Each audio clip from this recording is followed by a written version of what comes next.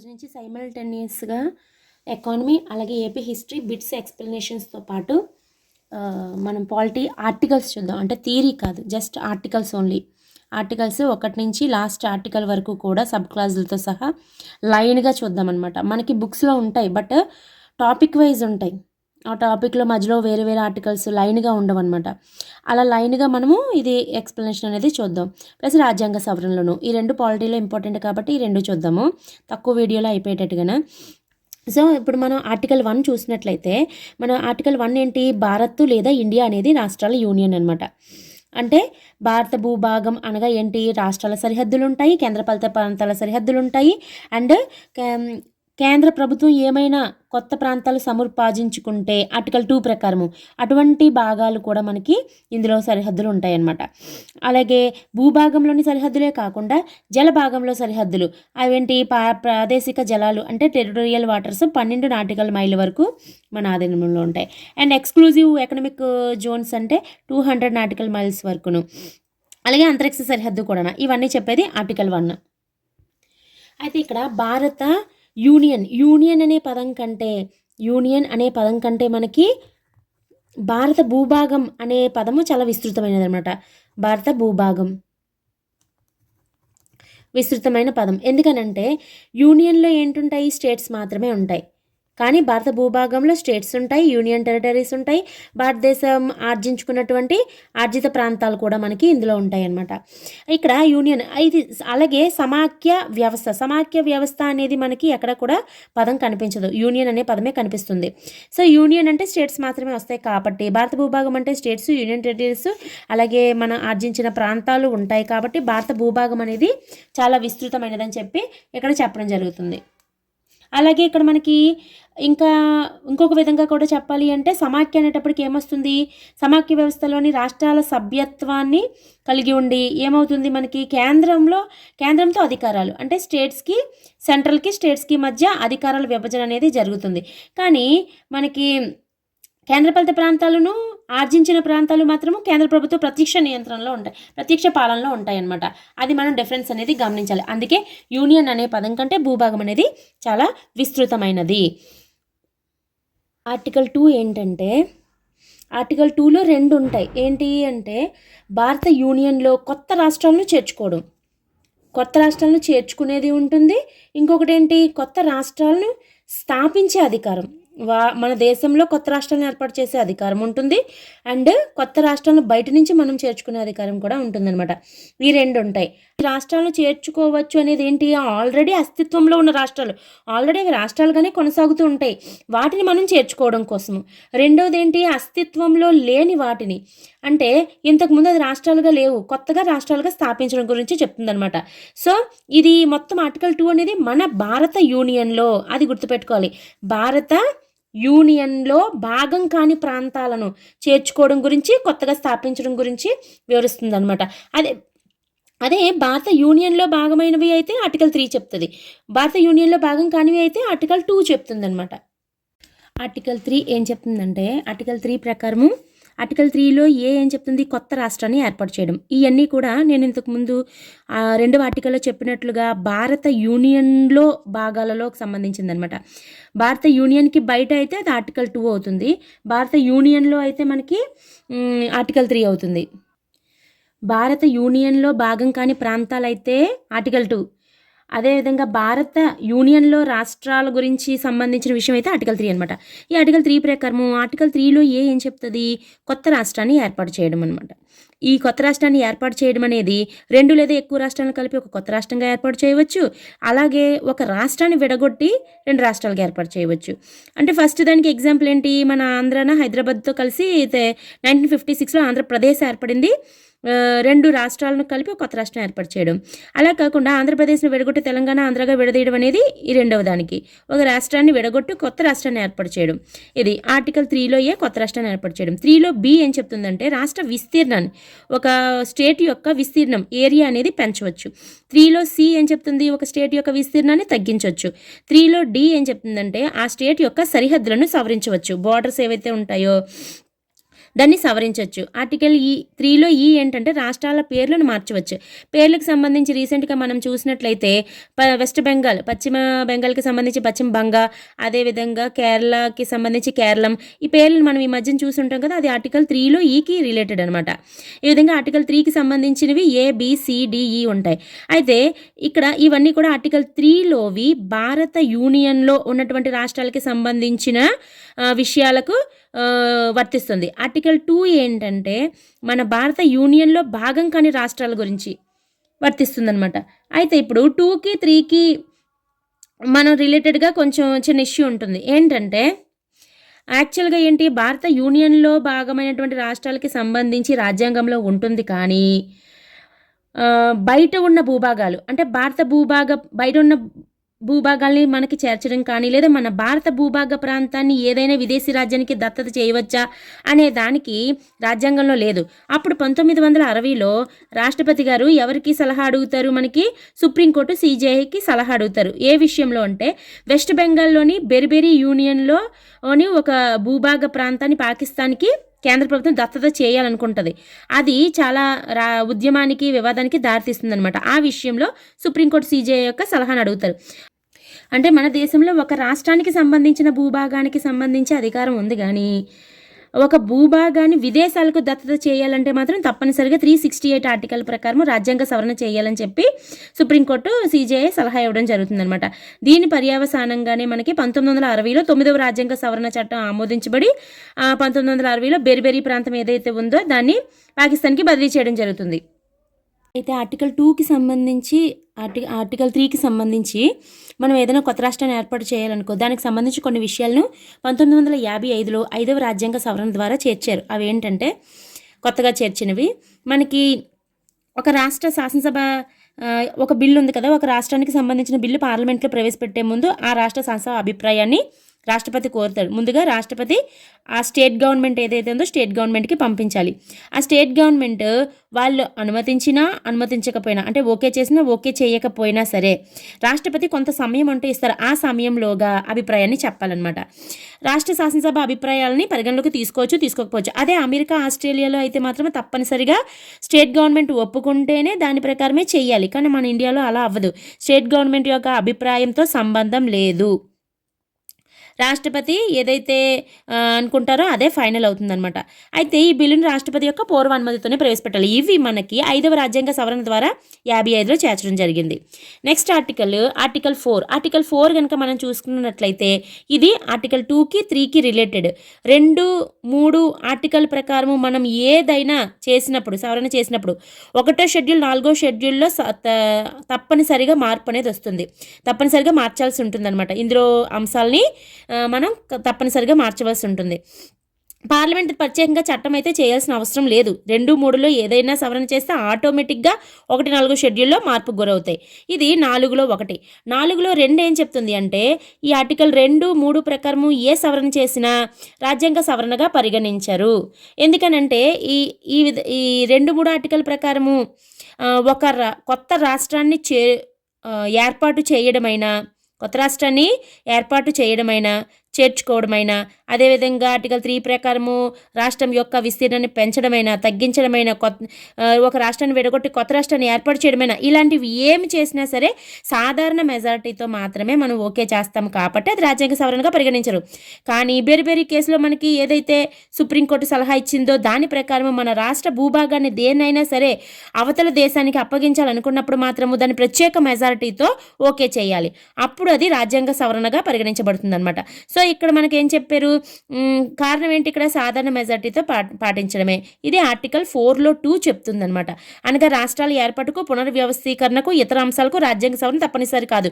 కానీ ఎప్పుడు రాజ్యాంగ సవరణ అవసరము, మన రాష్ట్ర భూభాగాల్ని వేరే దేశానికి మనం ఇస్తున్నప్పుడు మాత్రం తప్పనిసరిగా రాజ్యాంగ సవరణ అవసరం. ఎందుకని అప్పుడు ప్రత్యేక మెజారిటీతో చేస్తాం కాబట్టి. ఇది ఆర్టికల్ 4లో 1, 4లో 2. అయితే 1-3 వరకు మనకి ఆర్టికల్స్ భారత భూభాగం గురించి రిలేటెడ్ చెప్తుంది. ఇప్పుడు 5 నుంచి 11 వరకు కూడా మనకి ఏంటి, పౌరసత్వానికి సంబంధించినటువంటి ఆర్టికల్స్ అనమాట. పౌరసత్వానికి సంబంధించి ఆర్టికల్ 5 ఏం చెప్తుందంటే 1950 జనవరి 26 అంటే రాజ్యాంగం అమలులోకి వచ్చినప్పటి నుంచి వచ్చిన సమయానికి భారతదేశంలో నివసించే పౌరులు ఎవరైతే ఉంటారో అప్పటికి ఇండియాలో ఎవరైతే ఉన్నారో వాళ్ళే భారతీయులు. రాజ్యాంగం అమలు నాటికి ముందు అంటే ఇప్పుడు 1950లో అమలుకి వచ్చింది కదా, అంటే 5 ఇయర్స్ ముందు అంటే ఇప్పుడు 1945 నుంచి కూడా భారతదేశంలో నివసించేవారు కూడా భారతీయులే. రాజ్యాంగం అమల్లోకి వచ్చినప్పటికి ఇక్కడ ఉన్న వాళ్ళు ఇండియన్సే. దానికి బిఫోర్ 5 ఇయర్స్ నుంచి ఇండియాలో ఉన్న వాళ్ళు కూడా భారతీయులే. అలాగే రాజ్యాంగం అమల్లోకి వచ్చిన తర్వాత దేశంలో జన్మించిన వారంతా కూడా భారతీయులే. ఇది మనకి ఆర్టికల్ 5 అనేది వివరించడం జరుగుతుంది.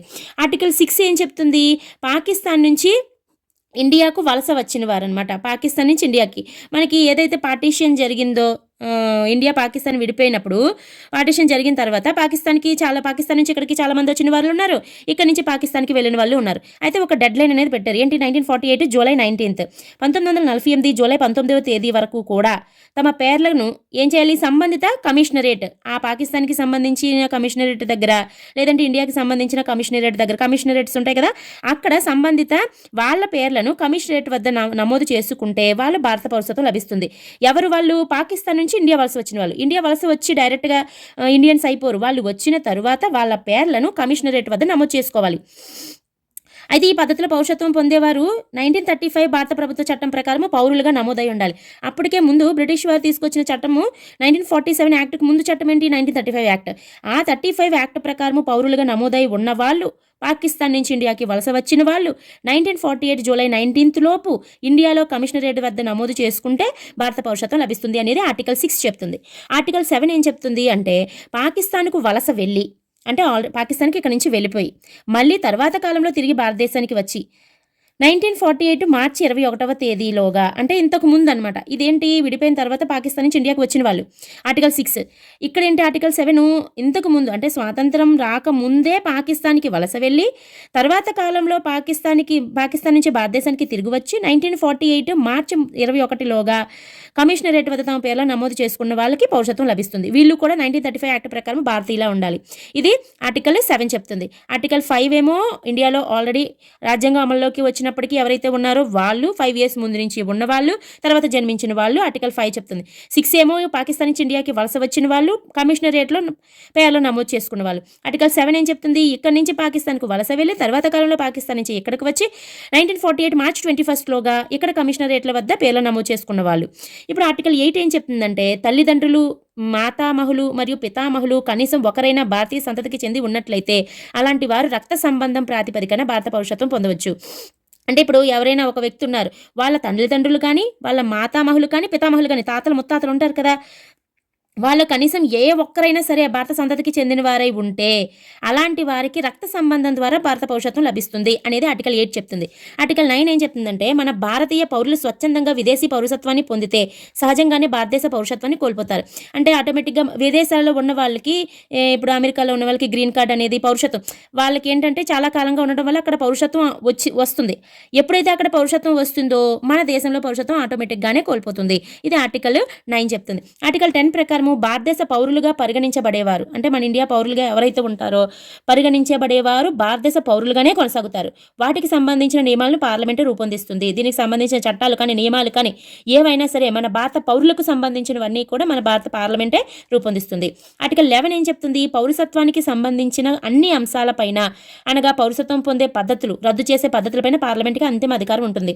ఆర్టికల్ 11 ప్రకారము పౌరసత్వానికి సంబంధించిన రిలేటెడ్ అంటే ఏ విధంగా పౌరసత్వం పొందాలి, ఏ విధంగా పౌరసత్వం పోతుంది, ఏ విధంగా పౌరసత్వం కలిగి ఉండాలి, ఇలాంటి వాటిపైన చట్టాలు చేసే అధికారం ఎవరికి ఉంటుంది, పార్లమెంట్కి అంతిమ అధికారం ఉంటుంది అనేది ఆర్టికల్ 11 చెప్తుంది అనమాట. సో 5 to 11 అనేది మనకి పౌరసత్వానికి రిలేటెడ్ ఆర్టికల్స్. 12 నుంచి 35 వరకు మనకి ప్రాథమిక హక్కులను పొందుపరచడం జరిగిందనమాట. ఈ విధంగా చూస్తే ఆర్టికల్ 12 నెక్స్ట్ ఏంటి, ఆర్టికల్ 12 మనం ముందు 5 to 11 వరకు పౌరసత్వ ఆర్టికల్స్ చూసాం కదా. ఆర్టికల్ 12 ఏంటంటే, ఆర్టికల్ 12లో మనకి రాజ్యం యొక్క నిర్వచనాన్ని తెలియజేస్తుంది. రాజ్యం అంటే ఏంటి, ఆ రాజ్యంలోకి ఏ సంస్థలు వస్తాయి, ఏంటి వస్తాయి అని చెప్పి మనకి రాజ్యం యొక్క నిర్వచనాన్ని తెలియజేసింది ఆర్టికల్ 12 అనమాట. రాజ్యం అనే పదం మనకి రాజ్యాంగంలో చాలా చోట్ల ప్రయోగించారు. అసలు రాజ్యం అంటే ఏంటి అనేది మనకి ఆర్టికల్ 12 చెప్తుంది.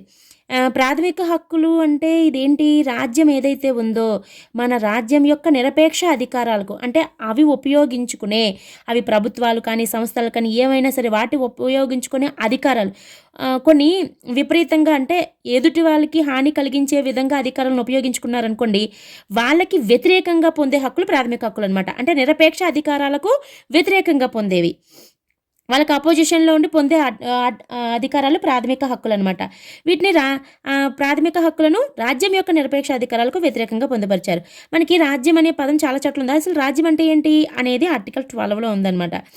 అయితే ఈ రాజ్యాంగంలో కొన్ని మాత్రమే రాజ్యం యొక్క నిర్వచనంలోకి చేర్చారు. కానీ తర్వాత కాలంలో సుప్రీంకోర్టు రకరకాల కేసుల్లో రకరకాల తీర్పుల ద్వారా రాజ్యం అంటే ఏంటి అనేది కొన్నిటి చేర్చడం జరిగిందనమాట.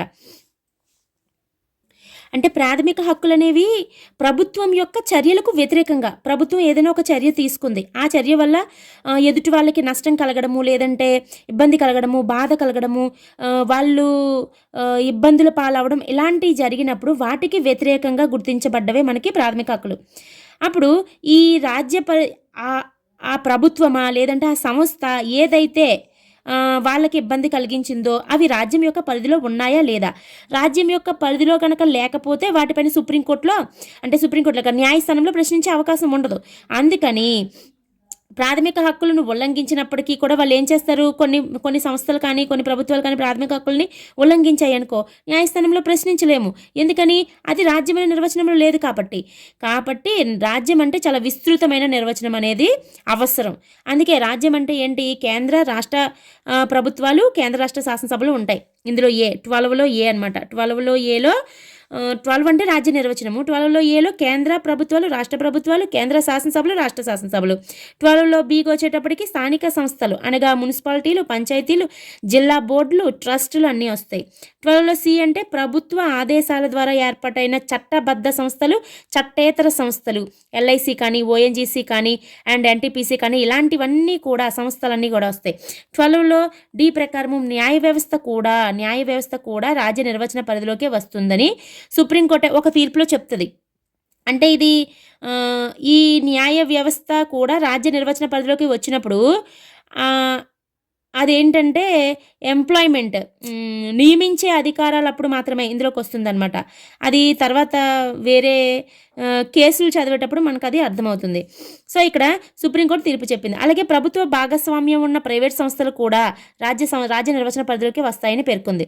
గవర్నమెంట్ భాగస్వామ్యం ఉన్న ప్రైవేట్ సంస్థలు కూడా ఇందులోకే వస్తాయి. భారత భూభాగాలు అనగా భారతదేశంలో భూభాగాలు మరియు భారత ప్రభుత్వం కింద ఉన్న భూభాగాలుగా మనం చూడాలి ఇక్కడ.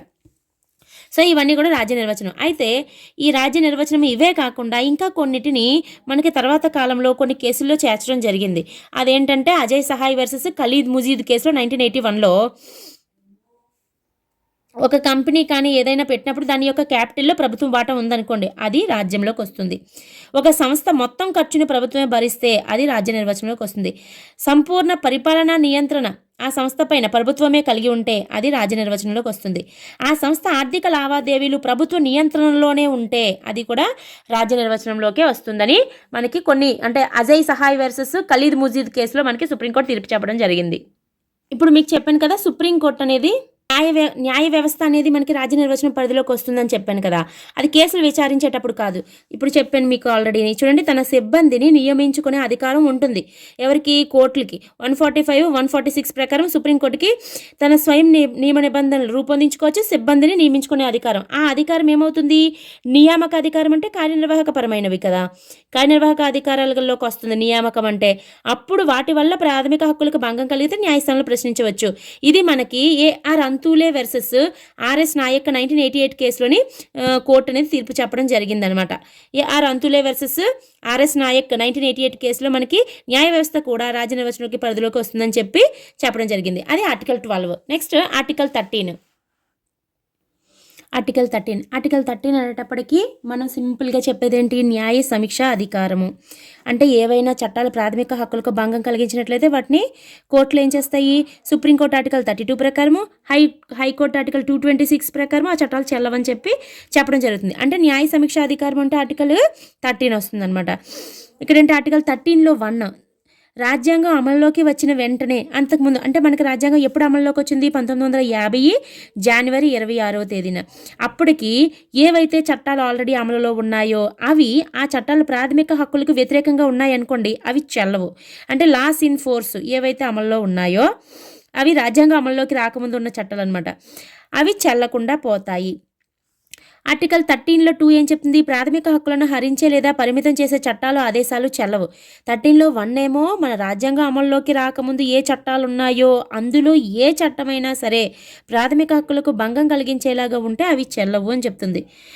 తర్వాత ఆర్టికల్ 13లో 2 ఏం చెప్తుంది? ప్రాథమిక హక్కులను భంగపరిచే విధంగా, హరించే విధంగా, అంటే వాళ్ళ యొక్క హక్కులను పరిమితం చేసే విధంగా చట్టాలు కానీ ఆర్డినెన్స్లు కానీ ఉంటే అవి చెల్లవు అని ఆర్టికల్ 13లో 2 చెప్తుంది అనమాట. 13లో 3 ఏంటంటే చట్టం అంటే అసలు నిర్వచనం ఏమిటి? మనకి రాజ్యం అంటే నిర్వచనమేమో ఆర్టికల్ 12లో చెప్తుంది, చట్టం అంటే నిర్వచనమేమో ఆర్టికల్ 13లో 3 చెప్తుంది అనమాట. యాక్చువల్గా 13 అంటే న్యాయ సమీక్ష అధికారం అంతే. ఇంకా ఇప్పుడు చట్టం అంటే ఏంటి? కేంద్ర శాసనసభలు రూపొందించిన శాసనాలు, రాష్ట్ర శాసనసభలు రూపొందించిన శాసనాలు. శాసనం అంటే ఒక చట్టమే కదా, బిల్లును ప్రవేశపెడతారు, అది శాసనంగా అయిన తర్వాత చట్టంగా రూపొందిస్తుంది కదా. సో చట్టం అంటే శాసనాలు వస్తాయి, అది కేంద్ర శాసనసభలోనే జరుగుతుంది, రాష్ట్ర శాసనసభలోనే జరుగుతుంది. ఇంకా ఏ విధంగా జరిగే అవకాశాలు ఉన్నాయి మనకి అన్నప్పుడు? రాష్ట్రపతి జారీ చేసే ఆర్డినెన్స్ ఆర్టికల్ 123 ప్రకారము, అలాగే గవర్నర్ జారీ చేసే ఆర్డినెన్స్ ఆర్టికల్ 213 ప్రకారము, ఈ ఆర్డినెన్స్లు కూడా చట్ట రూపంలోనే కదా వస్తాయి, అది కూడా చట్ట నిర్వచనం. అలాగే ప్రభుత్వ రూల్స్ అండ్ రెగ్యులేషన్స్, అవి రిలీజ్ చేసే నోటిఫికేషన్స్, అవి రిలీజ్ చేసే ప్రకటనలు అన్నీ కూడా చట్టం పరిధిలోకే వస్తాయి. అంటే ఇప్పుడు మనం ఏదైనా ఒక గవర్నమెంట్కి సంబంధించి ఒక నోటిఫికేషన్స్ కానీ లేదంటే ప్రకటనలు కానీ, రూల్స్ రెగ్యులేషన్స్ చూసినప్పుడు పలానా చట్టం ప్రకారము రిలీజ్ చేయబడ్డాయని చెప్పి మనకి ఉంటుంది కదా అందులో చూసినప్పుడు. సో మరి రూల్స్ అండ్ రెగ్యులేషన్స్ ఇవన్నీ కూడా మనకి చట్టం పరిధిలోకి కదా వస్తున్నట్టు. నెక్స్ట్, ప్రభుత్వం చట్టబద్ధత ఉన్న ప్రజల ఆచార వ్యవహారాలు గవర్నమెంట్ చే గుర్తించబడాలి. ప్రజలు చేసేటువంటి ఆచార వ్యవహారాలు ఏవైతే ఉన్నాయో అవన్నీ కూడా చట్ట పరిధిలోకే వస్తాయని చెప్పేసి మనకి చట్ట నిర్వచనంలో చెప్తుంది ఆర్టికల్ 13లో 3. అయితే ఇక్కడ ఏంటంటే 1967లోని గోలక్నాథ్ కేసులో సుప్రీంకోర్టు తీర్పిస్తుంది, రాజ్యాంగ సవరణకి రిలేటెడ్గా అనమాట, చెల్లదని చెప్పడం జరిగితే అప్పుడు దాన్ని అధిగమించడం కోసం 71లో 24వ రాజ్యాంగ సవరణ చేసి ఏమని చెప్తారు? ఆర్టికల్ 368 ప్రకారం చేసిన సవరణ చట్టం అనే నిర్వచనంలోకి రాదు అని ఒక సవరణ చేస్తారు. 24వ రాజ్యాంగ సవరణలో ఏం చెప్పబడుతుంది? ఆర్టికల్ 368 ప్రకారం ఏదైనా రాజ్యాంగ సవరణ చేస్తే అంటే రాజ్యాంగ సవరణ అనేది ఒక చట్టం నిర్వచనంలోకి రాదు అని మనకి 71లోని 24వ రాజ్యాంగ సవరణ ద్వారా మారుస్తారు. అసలు అది ఎందుకు వస్తుంది? 67లో గోలక్నాథ్ కేసు జరుగుతుంది. ఈ గోలక్నాథ్ కేసులోని రాజ్యాంగ సవరణ చెల్లుబాటు కాదని చెప్పేసి సుప్రీంకోర్టు చెప్పడం జరుగుతుంది, అంటే న్యాయ సమీక్ష అధికారం ఉపయోగించుకున్నట్టు. అందుకని చెప్పి 368 ఆర్టికల్ అనేది చట్ట పరిధిలోకి రాదు అని చెప్పడం జరుగుతుంది. తర్వాత 73లో కేశవానంద భారతి కేసులో ఈ సవరణ చెల్లదు. ఎందుకని? రాజ్యాంగ మనకి తర్వాత 73లో కేశవానంద భారతి కేసులో ఏం చెప్తుందంటే రాజ్యాంగ మౌలిక స్వరూపానికి భంగం కలిగించేటట్లుగా ప్రాథమిక హక్కులకు రాజ్యాంగ సవరణ జరిగితే అది చెల్లదు అని చెప్పి మనకి గోలక్నాథ్ కేసులో చెప్పడం జరుగుతుంది. సో రాజ్యాంగ సవరణ చట్టం కూడా ఆర్టికల్ 13లోని చట్ట నిర్వచనం పరిధిలోకి వస్తుంది. దీని ప్రకారము అది మనము బాగా గుర్తుంచుకోవాలి. అంటే ఆర్టికల్ 13 అంటే మనం బ్లండర్గా గుర్తుపెట్టుకోవాల్సింది ఏంటి? పవర్ ఆఫ్ జ్యుడిషియల్ రివ్యూ, న్యాయ సమీక్షాధికారం. అది సుప్రీంకోర్టుకి ఆర్టికల్ 32 ప్రకారం వస్తుంది, హైకోర్టుకి ఆర్టికల్ 226 ప్రకారము రాబడుతుంది. నెక్స్ట్ మనం ఆర్టికల్ 14 నుంచి 18 వరకు మనకి సమానత్వ హక్కును తెలియజేస్తుంది అనమాట. ఈ సమానత్వ హక్కు గురించి మనం చూసుకున్నట్లయితే ఆర్టికల్ 14 ఏం చెప్తుంది? చట్టం ముందు అందరూ సమానులే. ఇంకా ఏం చెప్తుంది? చట్టం మూలంగా అందరికీ సమాన రక్షణ. చట్టం ముందు అందరూ సమానులే అనేది చట్టం మూలంగా అందరికీ సమాన రక్షణ. ఇక్కడ చట్టం ముందు అందరూ సమానులు అనేది బ్రిటిష్ రాజ్యాంగం నుంచి మనం తీసుకోవడం జరిగింది. చట్టం మూలంగా అందరికీ సమాన రక్షణ అనేది మనకి అమెరికా రాజ్యాంగం నుంచి తీసుకోవడం జరిగిందనమాట. మనకి ఇక్కడ అమెరికా రాజ్యాంగం నుంచి తీసుకున్నాం ఏది? చట్టం మూలంగా సమాన రక్షణ అనేది. ఇక్కడ బ్రిటిష్ రాజ్యాంగం నుంచి తీసుకునేది ఏంటి? రూల్ ఆఫ్ లా. చట్టం ముందు అందరూ సమానులు అనేది రూల్ ఆఫ్ లా. చట్టం మూలంగా అందరికీ సమాన రక్షణ అనేది ఈక్వల్ ప్రొటెక్షన్ ఆఫ్ లా. ఈ రెండు డిఫరెన్స్ కూడా చూడాలన్నమాట మనం. ఇప్పుడు దీనికి రిలేటెడ్గా చట్టం ముందు అందరూ సమానులే అంటే ఏంటి? ఒక దేశంలో ఒకే చట్టం ఉంటుంది, ఆ చట్టమే అందరికీ సమానంగా వర్తిస్తుంది అనమాట. అంటే ఏ వ్యక్తికి కూడా ఒక ప్రత్యేక మినహాయింపు కానీ ప్రత్యేక హక్కులు కానీ ఉండవు. ప్రధానమంత్రి మొదలుకొని సామాన్య వ్యక్తి వరకు కూడా అందరికీ ఒకే విధంగా చట్టం సమానంగా బాధ్యత వహించాల్సిందే అనేది చట్టం ముందు అందరూ సమానులే అనేది. అయితే ఈ అందరూ సమానులు అనేది ఒక రాష్ట్రపతికి గవర్నర్కి వర్తించదు. వీళ్ళిద్దరికీ కూడా ఆర్టికల్ 361 ప్రకారం కొన్ని ప్రత్యేక మినహాయింపులు అనేవి ఉంటాయి అన్నమాట. వీళ్ళు ఏ న్యాయస్థానంలోని జవాబుదారీలు కాదు. అదేవిధంగా ఆర్టికల్ 105 ప్రకారము 194 ప్రకారము మనం చూసుకున్నట్లయితే ఇక్కడ 105 పార్లమెంట్లోని సభ్యులు, 194 రాష్ట్ర శాసనసభలో సభ్యులు వాళ్ళు వ్యక్తపరిచినటువంటి అభిప్రాయాలకు వాళ్ళు ఏ న్యాయస్థానంలోనూ బాధ్యులు కారు. ఇవి మినహాయింపులు అనమాట. కొంచెం ఈ అందరూ సమానులే అనే పదానికి. అయితే ఇక్కడ ఈ చట్టం ముందు అందరూ సమానం అంటే ఒక దేశం ఒక చట్టం అంతే. చట్టం ముందు అందరూ సమానంగా ఉంటారు. ఎవరికి ప్రత్యేకమైన మినహాయింపులు ఉండదు. ఎవరు పక్షపాతంగా చూడరు. వివక్షత అనేది చూపరాదు. అలాగే చట్టం మూలంగా సమాన రక్షణ అంటే ఏంటి? ఇది మనం ఎక్కడి నుంచి తీసుకున్నాం? అమెరికా రాజ్యాంగం నుంచి తీసుకున్నాం. అంటే ఇక్కడ చట్టం మూలంగా సమాన రక్షణ అనేది సమానుల్లో సమానంగా చూడాలి, అసమానుల్లో అసమానంగా చూడాలి. ఒక బాగా రిచ్ పర్సన్ని ఒక బాగా పూర్ పర్సన్తో సమానంగా పోల్చగలమా? పోల్చలేము. ఒక బిచ్చగాడు ఉన్నాడు లేదా ఒక పూర్ పర్సన్ ఉన్నారు. ఎవరైతే పేదవాడు ఉన్నాడో పేదవాళ్ళందరినీ కలిపి వాళ్ళకి మనం సమానత్వాన్ని ఎతకాలి. అదేవిధంగా ధనికులు ఎవరైతే ఉన్నారో ఆ ధనికులలో వాళ్ళ మధ్య మనం సమానత్వాన్ని వెతకాలి. అంతేకాని ఒక ధనికుడికి ఒక పేదవాడికి మధ్య సమానత్వాన్ని వెతకూడదు. అది చట్టం మూలంగా సమాన రక్షణ అంటే. దీనికి సంబంధించి రిలేటెడ్గా ఒక కేసు కూడా ఉంటుంది. ఆ కేసు ఏంటంటే Bennett Coleman and company versus union of India 1973లో Bennett Coleman versus union of India case అనమాట. అక్కడ ఏంటంటే సుప్రీంకోర్టు తీర్పు చెప్తుంది. ఏమని? న్యూస్ ప్రింట్ పంపిణీ విధానం, కేంద్ర ప్రభుత్వం ఏమో న్యూస్ ప్రింట్ అనేది పంపిణీ చేస్తుంది. ఆ విధానంలో చిన్న పత్రికలకు పెద్ద పత్రికలకు యాజమాన్యాలు ఉంటారు కదా, ఆ యాజమాన్యాలకు సమానంగా న్యూస్ ప్రింట్ పంపిణీ చేయడం న్యాయసమ్మతం కాదని తీర్పు చెప్తుంది అనమాట. ఎందుకని? పెద్ద పత్రికల్లో సమానత్వాన్ని వెతకాలి, చిన్న పత్రికల వాళ్ళకి చిన్న పత్రికల్లో సమానత్వాన్ని వెతకాలి. అంతేకాని ఇద్దరికి సమానంగా ఎలా చేస్తుంది? అవ్వదు. అది చట్టం మూలంగా సమాన రక్షణ అనేది అనమాట. సో ఇది మనం జాగ్రత్తగా గమనించాలి. అలాగే ఇంకొక కేసు ఉంటుంది, Chiranjit Lal versus union of India case 1961. Chiranjit Lal case ఇదేం చెప్తుంది? సమానుల్లో మాత్రమే సమానత్వం అమలుపరచడం జరుగుతుందని సుప్రీంకోర్టు తీర్పు చెప్తుంది. ఈ మనము గుర్తుపెట్టుకోవాలి ఖచ్చితంగా. అంటే ఇక్కడ ఏంటి? చట్టం మూలంగా సమాన రక్షణ, రక్షిత వివక్షత అంటారు అనమాట. ఇక్కడ ఏంటి? ఇక అంటే ఎలాగా ఒక దేశంలోని ఒకే చట్టం ఉంటుంది, కానీ ఆ చట్టాన్ని అమలు చేసేటప్పుడు మాత్రము ప్రజలను వర్గీకరించి అమలు చేయవచ్చు. అంటే అదే ఒక ధనికులందరినీ ఒక విధంగా వర్గీకరించి అమలు చేయడము, పేదవాళ్ళందరినీ ఒక విధంగా వర్గీకరించి అమలు చేయడము, కానీ చట్టం మాత్రం ఒకటే. అంతేకాని వాళ్ళకి సపరేట్గా ఒక చట్టము, వీళ్ళకి సపరేట్గా ఒక చట్టము, వర్గ చట్టాలు అనేవి చేయకూడదు. వర్గ చట్టాలు చేయకూడదు. అంతే తప్ప ఒక చట్టాన్ని వర్గీకరించి అమలు చేయవచ్చు. సమానత్వంలో సమానుల్లో సమానులుగా, అసమానుల్లో అసమానులుగా చూసి చట్టాలు అనేవి చేయాలన్నమాట.